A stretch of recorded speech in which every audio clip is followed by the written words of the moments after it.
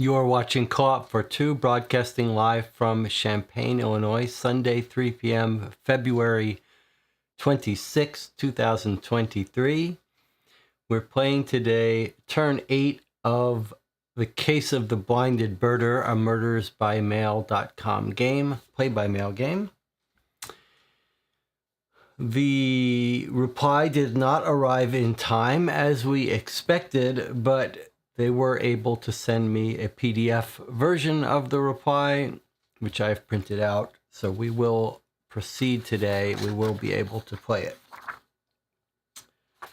Shall we catch up a little first before we start? Let me just make sure chat's all here. Everything's working. This weekend, the last 2 days, yesterday and the day before, Friday and Saturday, we played Curse of the Dark, which is there. I can't really see it off to the side. Escape room puzzle game. It turned out to be substantially better than expected. Quite a cool experience. I appreciate everyone who joined me for it. A bunch of you are here today. Quite good, and I think we all agreed, bang for the buck for a $30 game, which took us 12 or so hours to stream, would make a very good present for someone. And there were some harder puzzles there, but it's sort of a deluxe experience. If you're looking for a creepy, atmospheric escape room game to get to someone who you want to give a deluxe experience, especially maybe Halloween, that would be a good choice. Anything else to catch up on before we get started? I was looking through, as one often does with these games, reread the past replies that you sort of skim through. I don't know why we skim through them, but we do go through them fairly quickly. With all of these games like Sherlock Holmes Consulting Detective, any game that's reading heavy, it pays to reread it. And so I did want to point out, I was rereading. So let's remember, last week we sent Cecily Miller to the dig site. We sent Cecily Miller to the dig site to talk to the professor who runs it. And because we know there's some sort of tie-in with Rupert Albright, and we stumbled on the person we've been looking for quite some time, Kathleen, the person we know is up to no good with him in the auction. Turns out she's a big shot running the archaeological dig. Her full name's Kathleen Carwood. And she's lying to us about her knowledge of Albright. She does say that she knows him through the Choral Society, not through the Choral Society, through the St. Egwin's choir. So this is surely our Kathleen. Almost surely our Kathleen. But she clearly seems to be lying to us. She says, there's a little bit of pottery that was stolen. She doesn't claim she knows Albright, but she doesn't spend much time. And she mentions she has run into him occasionally by the caves where we sent her today, though now we suspect no big deal. I do want to point out something that we did miss on our first read through of this that I think might be important for us, especially if we suspect Kathleen. In the intro, where we're being introduced to her, I've now circled this. We're told who her assistant is, who shows us in.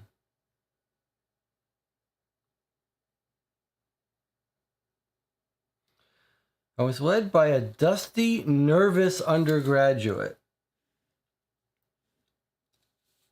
And then she thanks him. She says, "Thank you, Mr. Kawamoto.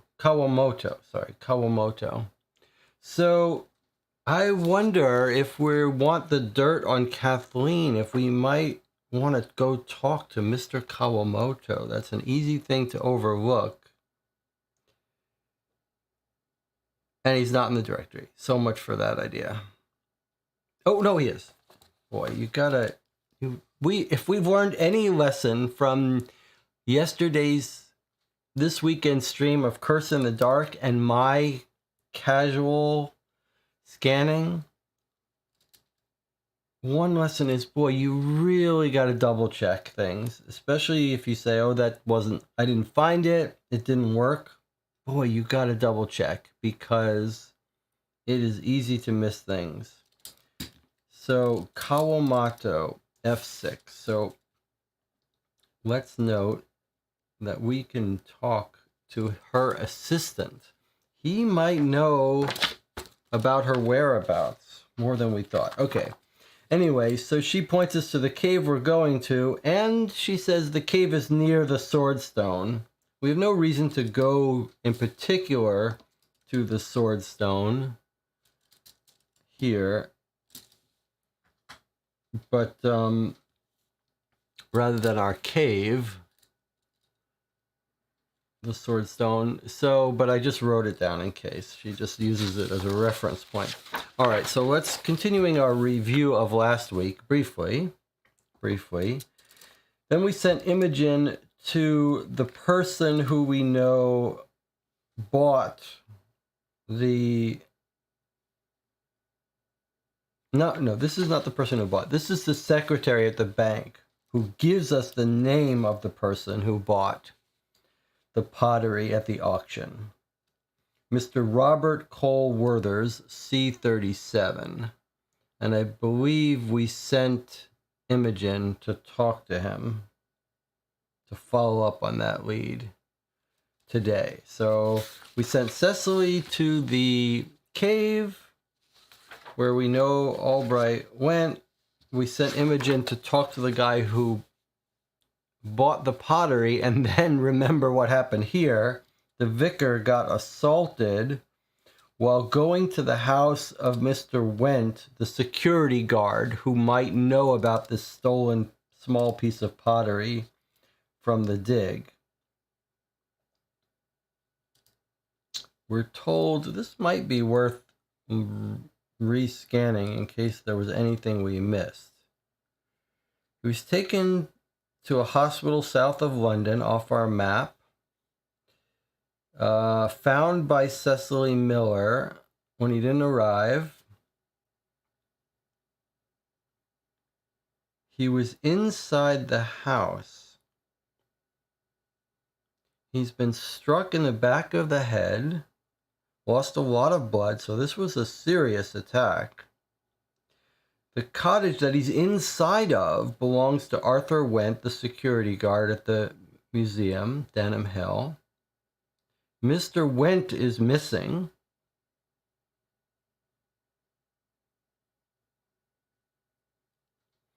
we should say that we sort of, when we read this, we said, okay, what are the possibilities? Either he was attacked by someone who was trying to get to Went, or someone was attacking him because he was getting too close.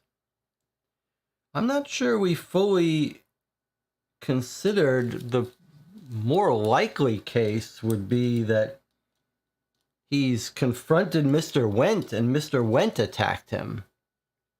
And Mr. Went might be our chief suspect. Right? That's probably the more likely case in a real investigation. Someone goes to someone's house. It's very unlikely that you stumble on someone trying to attack them. It's more likely that they're going to attack you. So is Mr. Went our suspect? We don't know. All right, so that's us catching up, reminding ourselves. Last week, let me look in the chat here. Okay, be careful who we send, though. We need to be careful about people around these women after what happened to the vicar. Absolutely. Kawamoto seems less dangerous than the shovel-wielding woman, that's for sure. Remember, there were 3 women in the photo. We know 2 of them. What would have happened if we had sent Cecily or the lady with the dog? My guess is that each of them would have been attacked. And it just had a different paragraph for describing. I would bet good money on the fact that no matter who you sent to Brent's house, to Mr. Went's house, they were going to get attacked and have the same basic thing.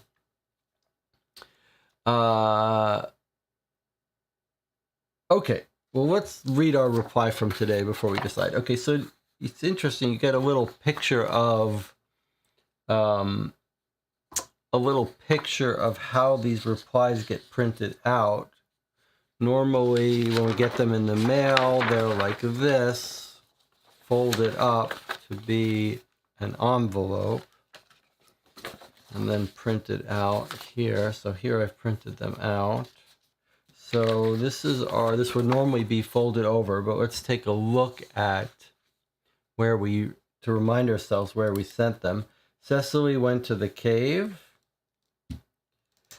Imogen went to Robert Cole Werther's, the purchaser of the pottery. I'm not 100% convinced that's a good use of her time, but... And then we sent the vicar. We were debating where to send the vicar, and everyone was nervous about sending the vicar back into the field. So we thought, okay, we haven't visited the inspector's house yet. Now we've got a bunch of crimes, including his attack. So maybe a safe place to send him is away from these 3 archaeological women and security guard. Let's send him right to the inspector. Then if someone's following him, he'll be safe, and maybe the inspector can tell us a little bit more about the attack on him. But probably not. All right, here we go. This might be a little hard to read because Cecily is still using her script, and the print is a little smaller even. All right, let's try it. Dearest Jessie, it was not an easy climb, but I took my time and managed to reach the cave.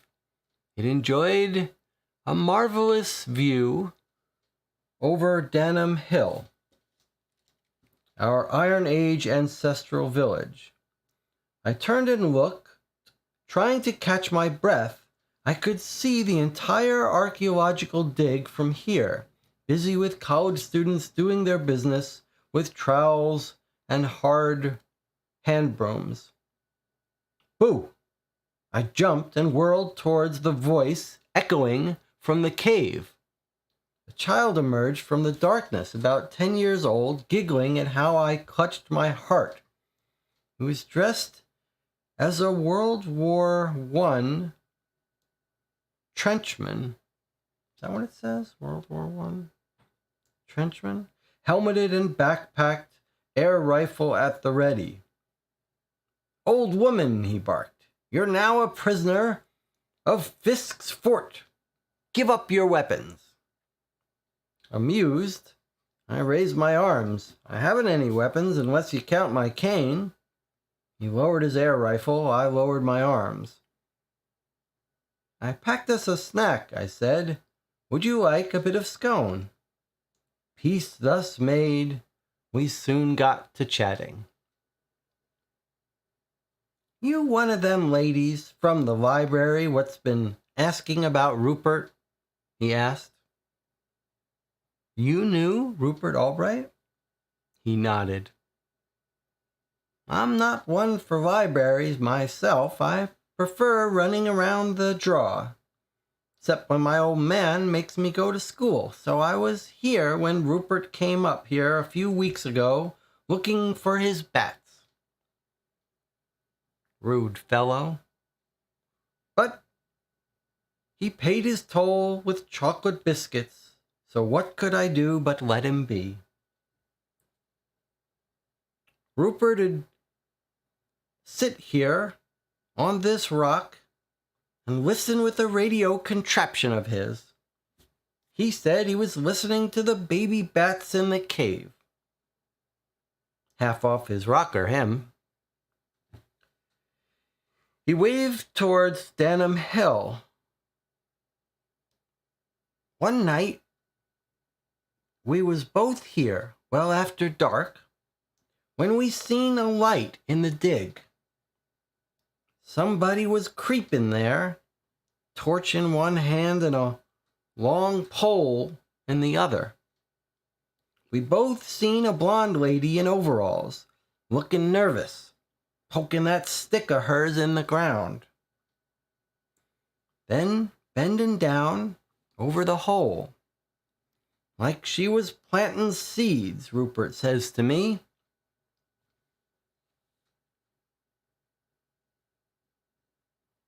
Fish, I do believe she's tampering with the dig. I asked him what that meant, and he laughed and said, It means my money worries are over, boy. He left, and I didn't see him for a week. When he came back, he had a new radio contraption, all shiny and fancy, and was very, very pleased with himself. Did he tell you who the woman was? I asked, amazed. Now, said Fisk, no matter how I pestered him, he said, I can't tell anybody. Fisk, that was part of our bargain. Oh, I see, he says. Now, said Fisk, no matter how I pestered him, he said, I can't tell anybody, Fisk. That was part of our bargain. And after that, he refused to speak a word. Okay, a little hard to read what's been quoted from one to another, but this was pretty big lead here. So it really does look like this confirms our blackmail. I mean, he comes right out and says to this little kid, my money worries are over. And this was sort of the conclusion we were starting to reach, right? That he really did go for the bats and was in love with the bats, and he stumbled on something. What did he stumble on? He stumbled on Kathleen Carwood, the person who's running in charge of this entire dig. And this is the ghost, so that mystery is solved too. She's a blonde, tall blonde woman in coveralls with a torch and a long pole. And she's creeping around after dark at the dig. And the kid says she's planting seeds, and Albright knows right away she's not planting seeds. She is rummaging through the dig in after hours to steal stuff. And we know now Albright was not a nice fellow, so he was not beyond blackmailing. So that's what he's got. He found her stealing stuff, and he is going down to blackmail her. Do you think Kathleen might be working for the rival professor in the newspaper who argues with Hounscliffe's theories? It's an interesting idea. Oh, Nicola. That's an interesting take that I didn't quite get. Nicola says Kathleen was planting fake artifacts in the dig. That, and Emmy confirms that. I didn't even make that connection. I thought that she was stealing items, but you're absolutely right. She wasn't stealing items. It makes so much sense too, because we were saying, why is the professor, right? We were saying, why would a professor need extra money to steal the items, and then she'd have to sell them through Rupert or whatever? But that's not what's happening. She doesn't need extra money. She wants her academic reputation. And the dig is coming up empty, so she's realized she can make her whole life's career by planting artifacts to fake the dig site. Now, there's one slight problem. I mean, she was blackmailing him. He was blackmailing her. She probably gave him that thing to sell. Doesn't really explain who killed him. Did he push her too far and she shot him? I'll note that there's a problem with that theory.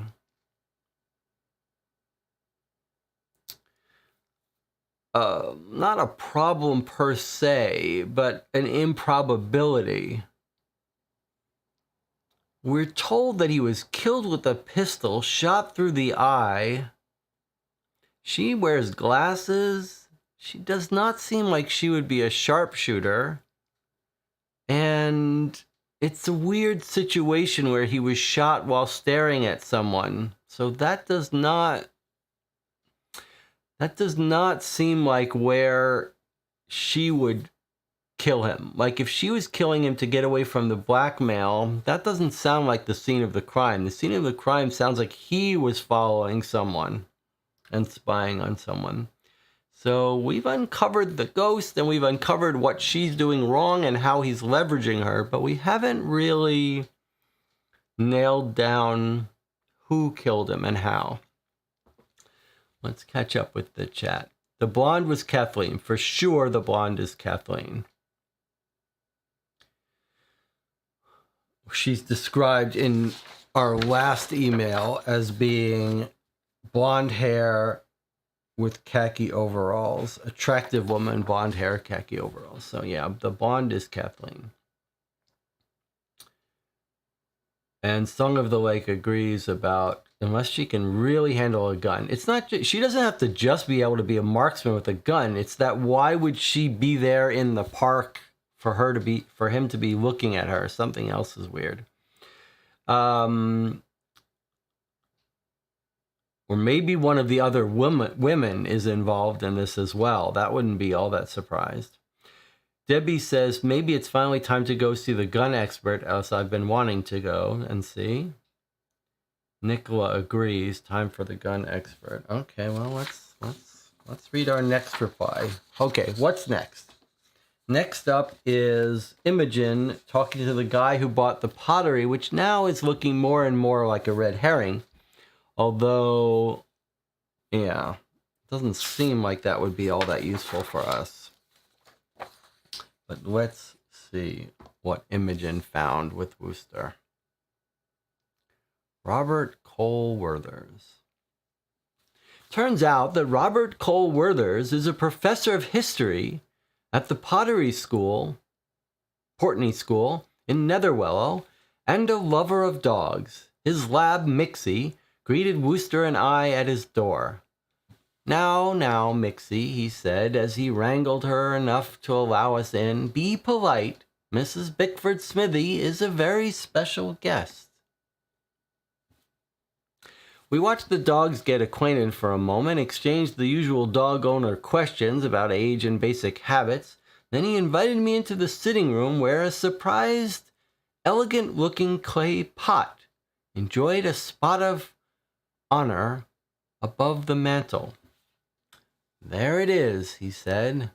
"That's the pot I purchased at the auction. I must say, when I got your call, I was surprised you'd hunted me down. Huckle and Shaw made such a fuss about privacy. I guess they're not as reliable as they claim. Or perhaps you're just an exceptional investigator." "Column A, column B," I said. "Thank you for agreeing to meet with me." "Of course. I suppose I should just come out and tell you." He removed his glasses and polished them as he composed his thoughts. "I know exactly where that pot is from. It was on display at the Danham Hill Visitor Center Museum for many years. Beautiful piece of the late Iron Age. When it appeared at the auction, I was thrilled and a bit sad." "What do you mean?" I asked. "Well, I know the people who work there. Director, she's the most dedicated scientist I've ever met. A real steam engine of a thinker. But it's not easy gathering enough grants to fund a place like that. I paid more for the pot than I could strictly afford, but I saw it as a donation. Selling it anonymously to make ends meet must have caused her so much pain." "The pot was auctioned by Rupert Albright," I said, "not by anyone at the dig." His eyes widened. "The dead man? That's impossible. If there was a theft at the museum, I'd have heard about it." "No. How could he possibly have gotten it?" "I have the strong feeling," I said, "that your question may be the key to our entire case." I gestured to the pot on his shelf. "Rupert Albright somehow got his hands on that thing, and he sold it so he'd have the money he badly wanted for his hobbies. If it's as precious to the scientists there as you suggest, then he must have had some impressive and potentially nefarious sway over them to convince them to part with it." Cole Werthers looked sick. "If you're right," he said, "then I can't possibly keep the thing." I shrugged. "Well, you paid for it, sir, but we'll have to see how this whole thing plays out." All right, well, it feels like the game is giving us a lot of information now. Information that we figured out on our own, but boy, is this just laying it on thick.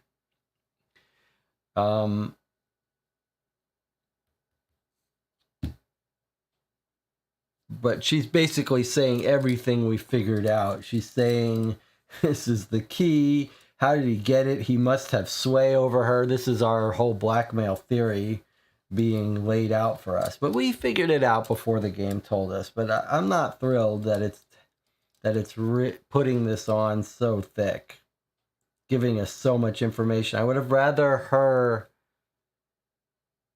I mean, I guess she's us. She's concluding what we concluded, so maybe we shouldn't be upset, but feels like the game is telling us more than it needs to tell us. Should have let us come to these conclusions. All right.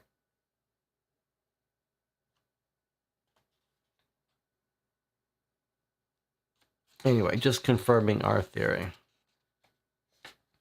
All right, here's the vicar that we sent to the inspector's house. Let's see what the vicar... It's good to see that he's actually working. He's back on his feet, because I thought he was going to be like, I'm going to spend another week in the hospital. You'll have to make do without me. Vicar's report, helpful friends. This guy is a comedian. He titles his reports, right? He gives them little thematic names. My hostess beamed as she welcomed me in, settled us into their little parlor, and poured us both tea. A slim, fetching creature, she was dressed in a silk blouse, tulip skirt, and sandal pumpa. Oh, pumps. Sandal pumps. I'm used to people looking fine in their Sunday best, but Mrs. Swift was one who looked just as nice on any old day. It spoke of her attention to detail, something that Cecily Miller suggested I could trust. Thank you for calling ahead, Vicar. I'm afraid my husband is still at work. Should be home within the hour. This is the wife of the inspector. Oh, that's perfectly fine, I said. The honest truth, Mrs. Swift, so I'm here to speak to you. You know Cecily Miller well, I take it. Yes, she's a dear friend of mine. And mine, I said. She's organized a few of us to look into the death of Rupert Albright. Now, I know your husband is the lead investigator on the case and frowns upon citizens getting too involved in the law, but everyone could use some help now and then. Cecily wants to provide that help. Sounds like maybe it's suggesting we should have sent Cecily to meet this woman that she was friends with. We actually were told in our directory that Inspector Swift, he's sometimes more amenable to questions at his home. His wife, Felicity, is delightful. So Cecily, this is not telling us, but maybe in another, in her letter to us in the beginning, she might have emphasized she was her friend. We should remember to send Cecily to this place, who she's good friends with. All right, anyway, the vicar's still going to charm his way in here. Okay, she's a dear friend of mine, and mine, he says. Everyone could use some help. Cecily wants to provide that help. Felicity's laugh was sparkling. Oh, is any soul in Bockerley more helpful than Cecily Miller? She asked. Well, not that I can tell, I said. Then told what we'd learned so far about Albright's death. I don't suppose your husband has gotten much further than we have. No, and Leonard's painted himself into a corner on this one, she said. He focused on a single suspect, James Grosvenor, from day one. Grosvenor's alibi proved unassailable. Just hours before that ridiculous interview with the paper, Leonard fumbled through it anyway, because he'd bragged to the editor he had a solution. She sighed.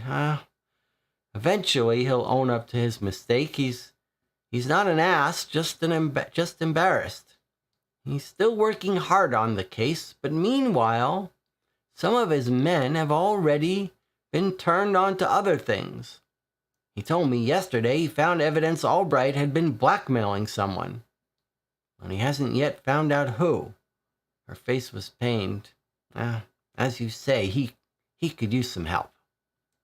I nodded at her.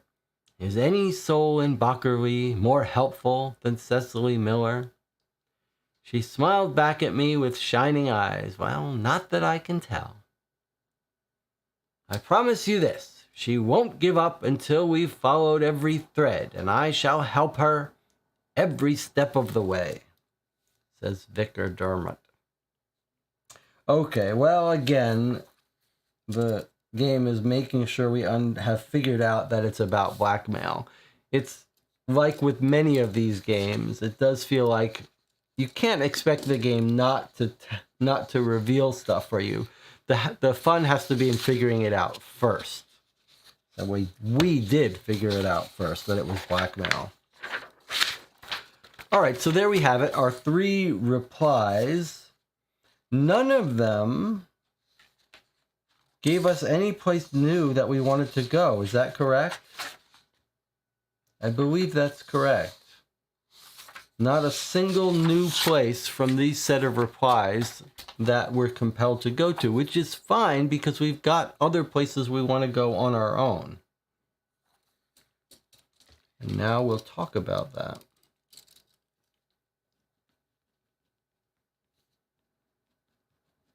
Okay.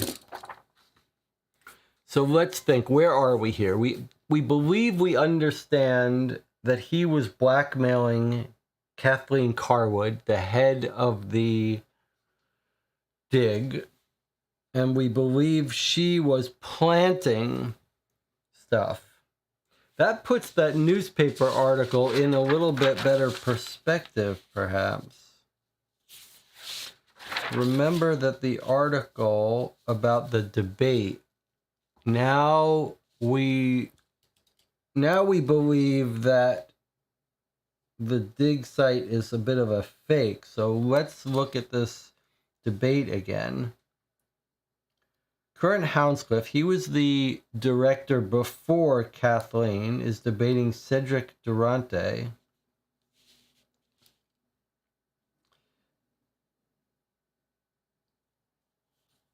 Hounscliff claims it's the source of the oldest smelting plow tips in all of Britain.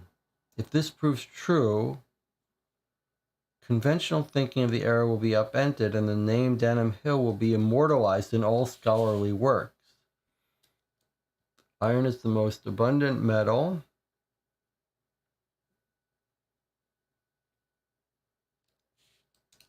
Origin of smelting is unknown. Bronze Age. They're debating about whether iron smelting arrived in Britain before it was known. Let's see. Professor Hounscliff's findings suggest that iron smelting was common there more than 1,000 years earlier. So he may be wrapped up in the scam, right? So now that makes this guy's dig, he started the dig, Kathleen Carwood has taken it over. That makes us more suspicious of this. And Durante says his theory is ridiculous, nationalistic twaddle.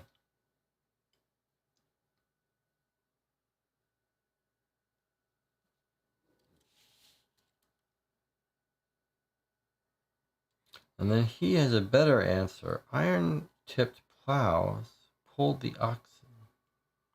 Hounscliff team discovered several of these tips while working here during the war.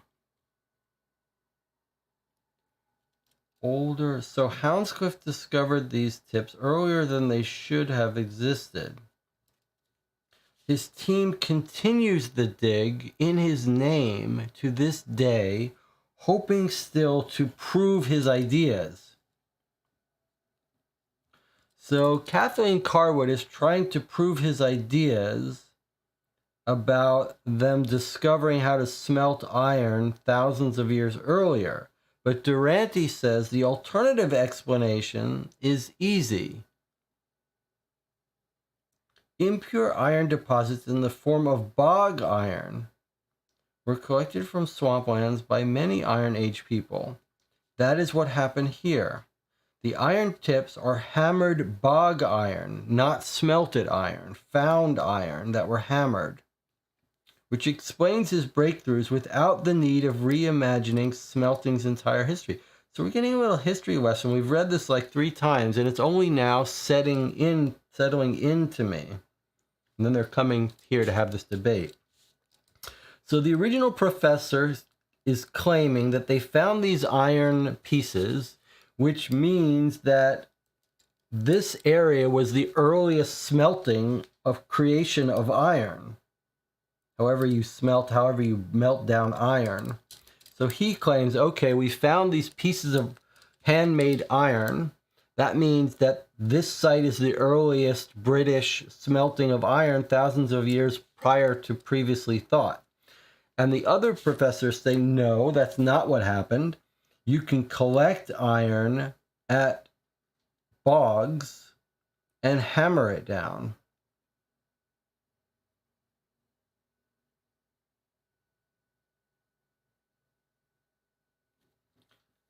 So, all right. So we think that maybe Kathleen is planting pieces of smelted iron to make it look and then find it. All right. So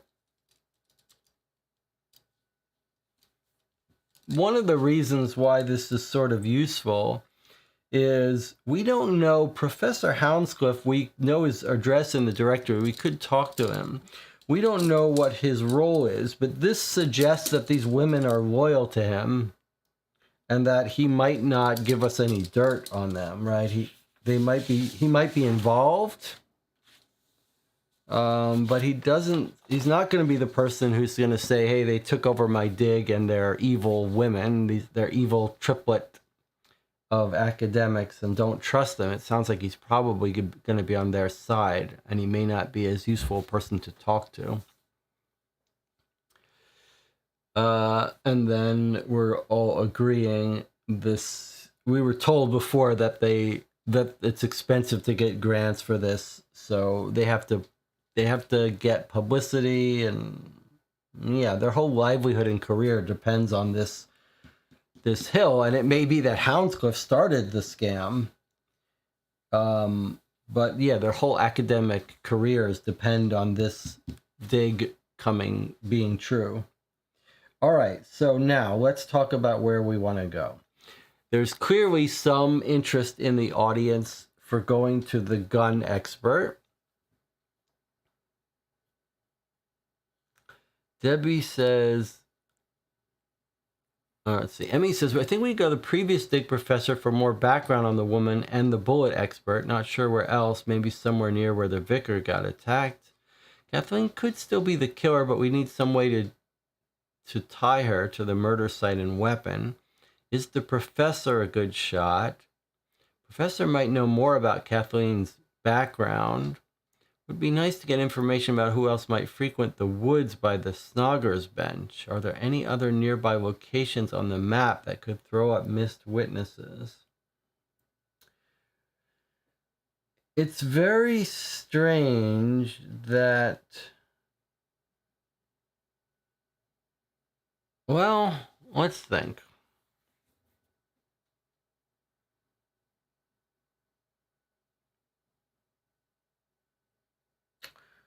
I was thinking, I'm just trying to cast my memory back to the scene of the shooting of Albright. I believe, so we were thinking, how did he end up there and killed, if he was killed by Kathleen or someone working for Kathleen? If I'm remembering the scene of the crime, though, we got the picture that Albright is looking through his glasses at someone who shoots him. That's important because that made us think, it's not like, I was just trying to think, what if Kathleen said, okay, meet me in this location and I'll give you information or I'll give you more pottery to sell.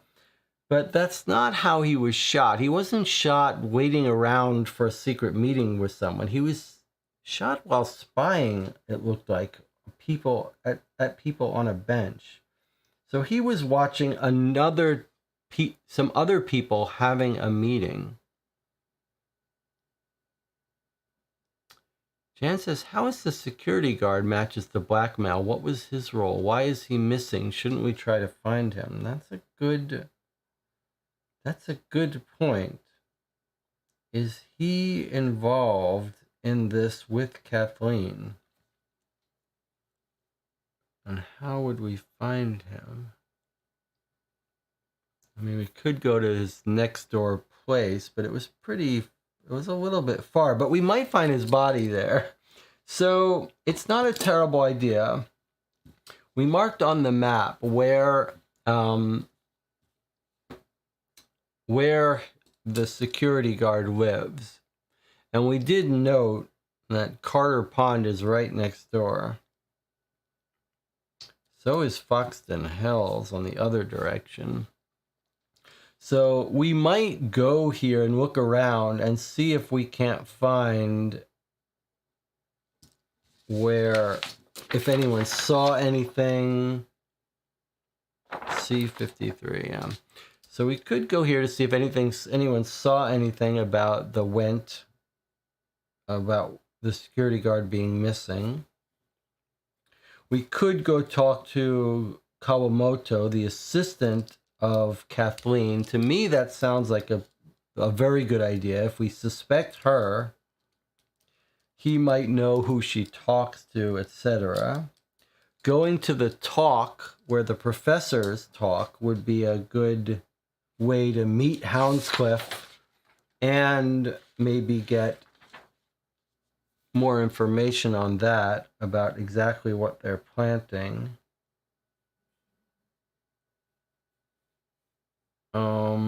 Then there's the gun expert.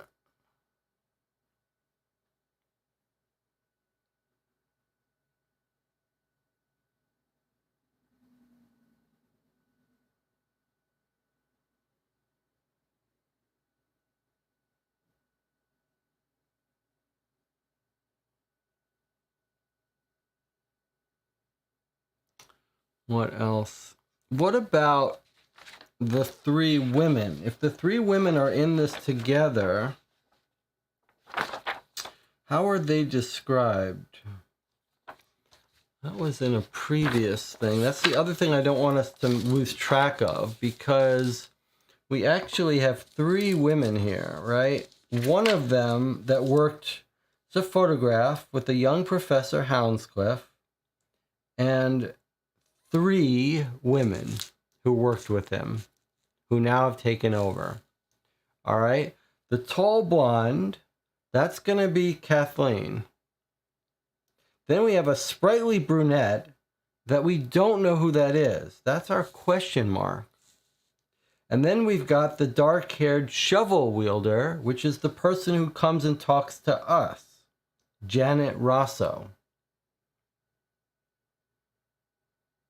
She's the person who's very mean to us. We have her home address, F20. I wonder if she's the one who knows where the vicar was going, by the way. So she would be the one that could set up our attack, or set up the need to go kill the security guard. But we don't know who the third woman is, and she could be involved in this little gang. The person who would know would be Professor Houndscliff. So that's another reason to talk to him. He can identify who this third woman is.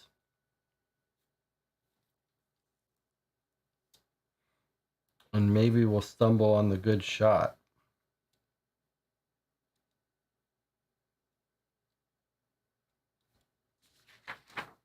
All right. Let's hear what the channel wants to do.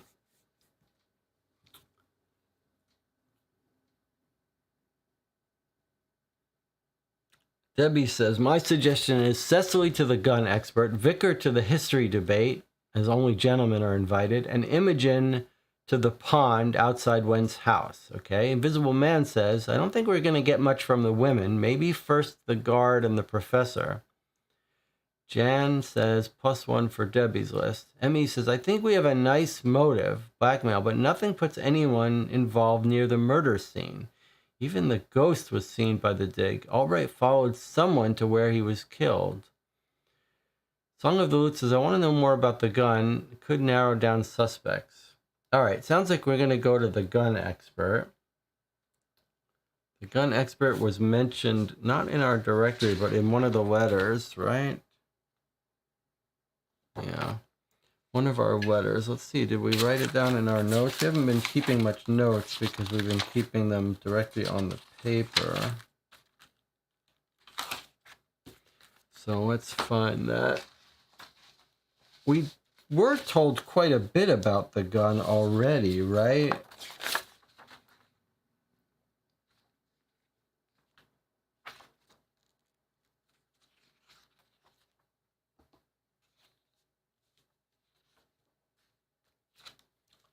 I think it was Cecily.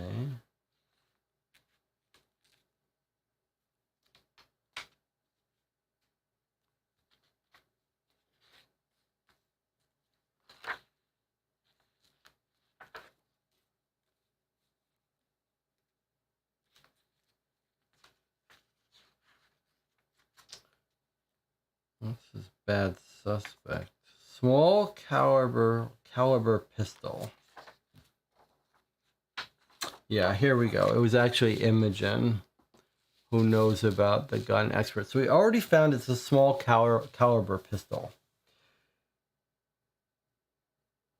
Who are they talking about here? This is the keeper who helped find the body. They found the place where he was killed. It has a clear view of the water and a large log suitable for hiding behind. Maybe Albright was over there watching someone where it stood. Seemed possible. Bench struck me as an obvious place for a private meeting. Okay, so this is just confirming the scene. Let's make sure we understand this. It sounds like we're saying that Albright was spying on someone having a private meeting, and then he was killed. All right, Wooster barked. I noticed a gleam of brass, a small shell casing, the parts that's left behind after one fires certain kinds of firearms.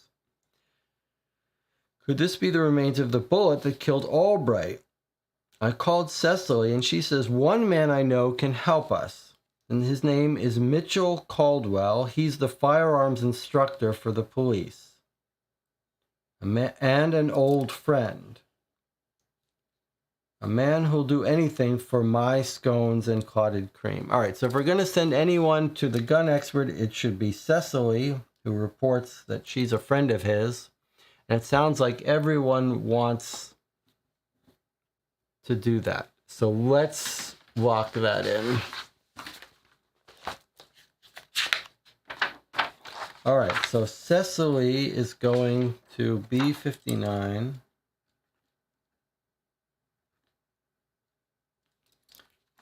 Which is Mitchell Caldwell.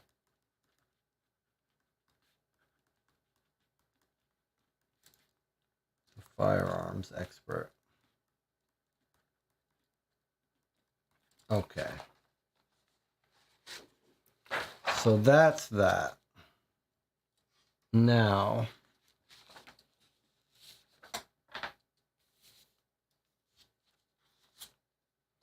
I think we need to send someone to Houndscliff, either to his house or to that talk, to see if we can't get a look at that woman, that third woman, and at least we'll know who those are. But talking to Kawamoto is a good idea too.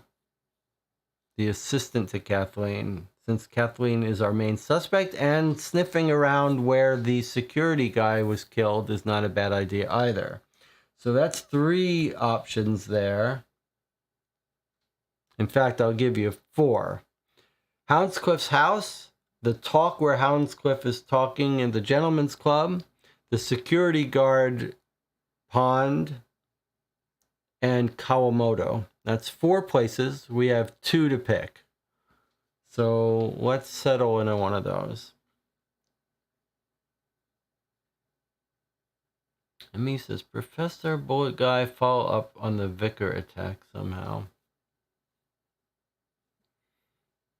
All right, let's definitely go to near the security guard's house because there's a reasonable chance that the game is going to tell us that's not a real location. There's nothing there.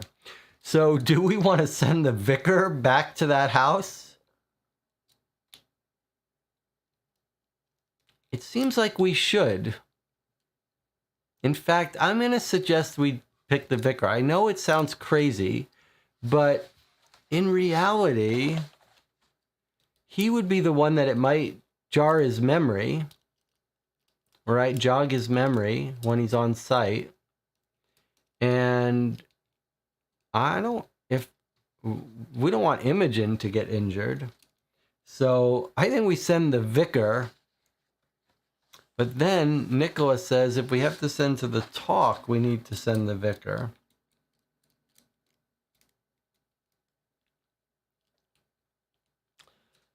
And he says if we're role playing, send him with a hard hat. Where are we going to send Imogen? We can't send her to the club if we want to go to the club. But we could go to Houndscliff's house.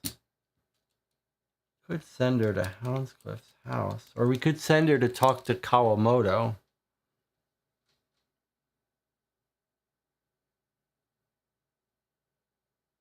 All right, here's my suggestion. I want to send someone to Kawamoto because his name was sort of snuck in there and because I spotted it. So I'm going to suggest we send Imogen to Kawamoto and the vicar back to the security guard's house, pond nearby. And I think there's a very good chance that the game is not going to want us to go there, in which case we'll send him to talk to Houndscliff. I think that makes sense. So I'm going to send the vicar to the pond where he was hit over the head and almost killed, which is C54. I know that sounds scary for the vicar. Pond near his attack. I don't think the game is going to let us do it, but maybe it will. Okay, and then Imogen, I'm going to have her go talk to Kawamoto. And then after this, we'll send the vicar off to the... Debbie says, if we're going to the pond, I definitely think we should send Imogen with Wooster. The problem then is that we're sending the vicar... Okay. So we'll do it. If you guys feel strongly about... You don't think the vicar might jog his memory to go back there?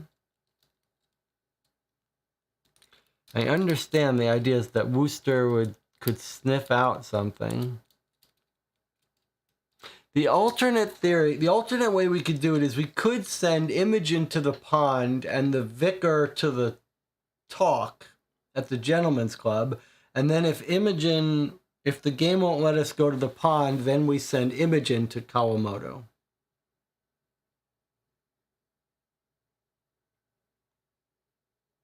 Do you really want to send Wooster and Imogen to that pond?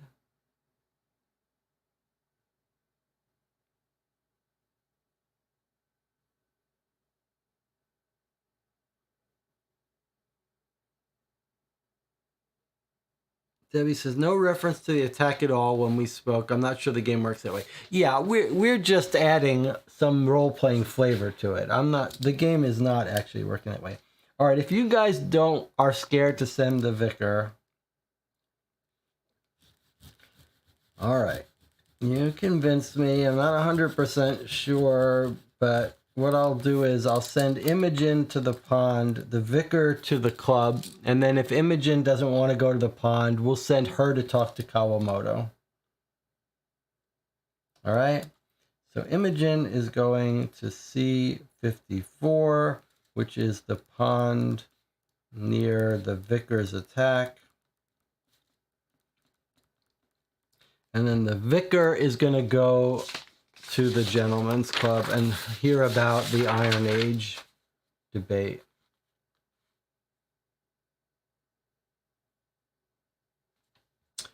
The Raker Men's Club. Okay. So where is that address?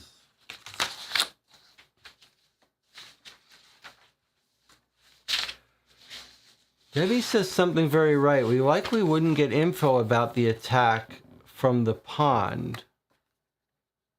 No, I don't agree about that. I mean, sorry.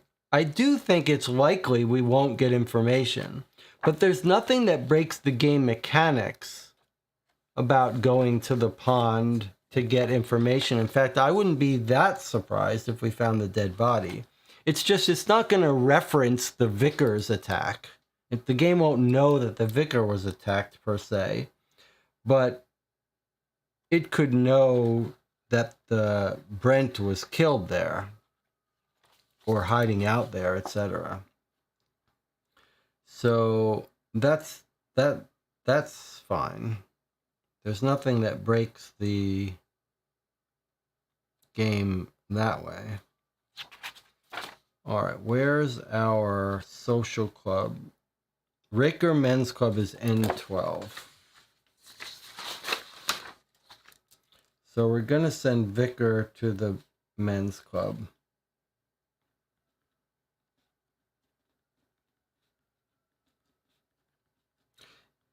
if there's nothing at the pond, the game could tell us don't go to the pond, in which case we'll send that person somewhere else. Let me just annotate the newspaper and say this was N7. All right, let's try to put these in, and let's find out if the game wants us to go to the pond or not.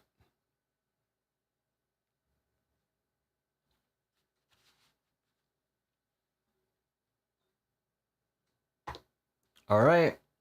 Cecily, we know she's going to the firearms expert.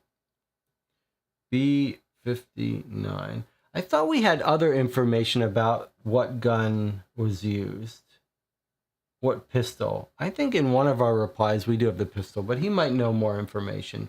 He might know it's an old antique gun. Then maybe that points us more towards these women. Okay, Imogen, this is the one we're not sure it's going to want us to go to, C54. Although, if you were looking for clues, the fact that it's right near there does seem to suggest that it could be a location. And then the vicar is going to try to go to the men's club. All right, let's see if it complains about C54. Oh, didn't complain. That's pretty exciting. That's pretty exciting that the pond is a real location you can go. That's so far this game has impressed us. Okay, let's see. Let's record on our map the locations we went to. Okay, pretty cool. All right, so we sent Imogen and Wooster to the pond, and maybe Wooster can sniff out a dead body there. And then we sent Cecily to B59. Let's see if I can use these cubes to zoom in on this map. Okay, where's B59?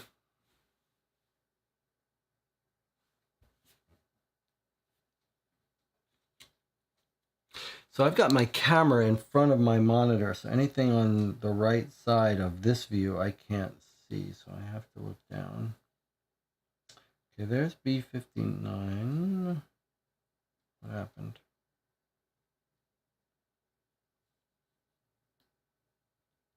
All right, there's the firearms expert. And then lastly, the vicar went to N12, which is Netherwillow. Oh, that's his home base where his church is, so that makes sense. Or where a church is. I don't remember if that's his church.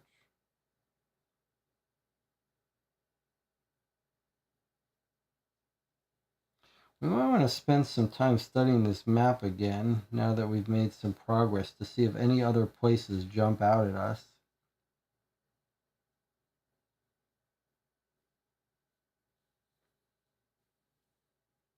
And places that might be near that place where the murder was. Looks like N12 is not that far away.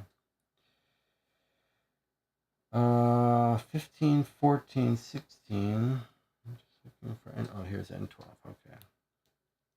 So that's the Rakers Gentlemen's Club where they're having the debate.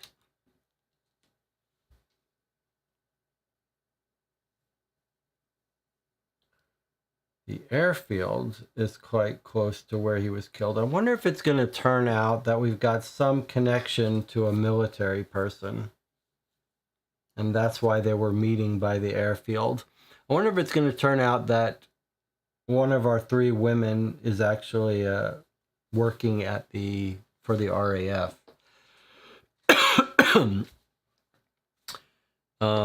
Yeah.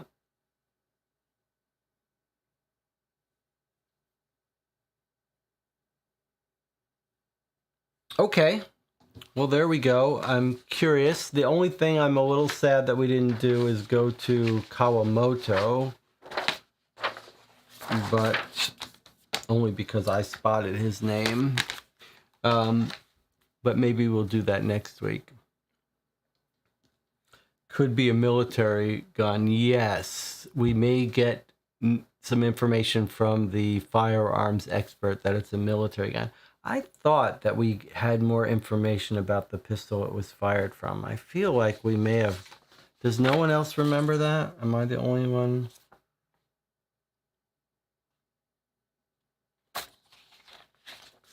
Surely we would have written it down. I guess if so, we're going to get duplicate information about it. All right. Well, that was interesting. We've locked in on this blackmail plot, but we still don't know who killed him. Although if it turns out that this academic group has got a sharpshooter in it, I think we got our case solved. Did we get something about the autopsy? I don't think we've been to the coroner yet.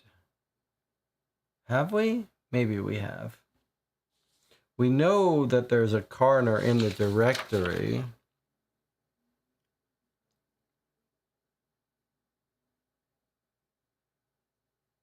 Coroner was Dr. Pi at E2. Did we ever go there yet?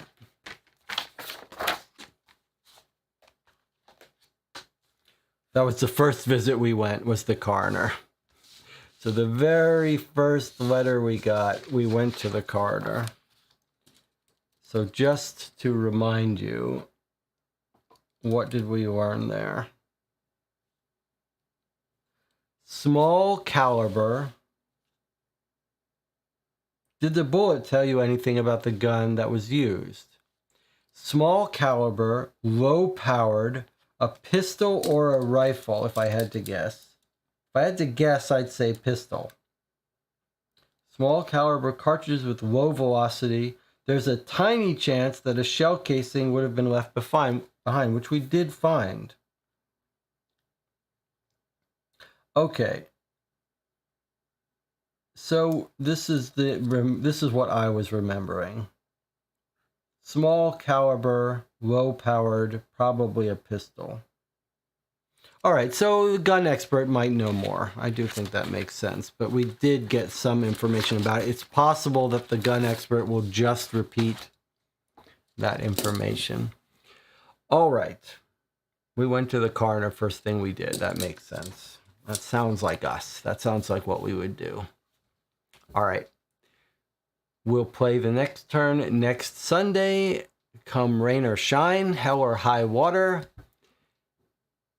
And we still have to decide what to play next week. Maybe one of the Sherlock Holmes Consulting Detective fan cases that I've been wanting to play. There's two of them. There's The Homecoming, and then there's Ember of Distraction. Two new fan cases. And then I'm thinking in March of playing the 5-episode Killing Affair Independence Day, big, long, hunt-a-killer style type game, but maybe more murder mystery something. All right. I'll see you next week. If you want to help decide what games to play, check out the Board Game Geek Guild for this channel. I'll see you next time.